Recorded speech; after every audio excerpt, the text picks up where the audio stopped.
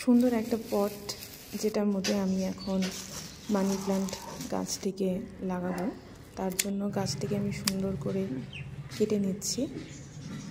কেটে কেটে একটা নোট বা গুচ্ছ আকারে আমি এটা নিয়ে নেব।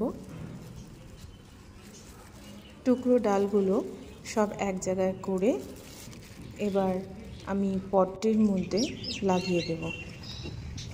ডালগুলো ভালোভাবে সেট হয়ে যাওয়ার পর বাকি মাটিটা চারিদিক থেকে সমানভাবে আমি ছড়িয়ে দেব। কিন্তু মাটিগুলো কিন্তু আমি জোরে বা বেশি প্রেশার দিয়ে আমি কিন্তু বসিয়ে দেব না।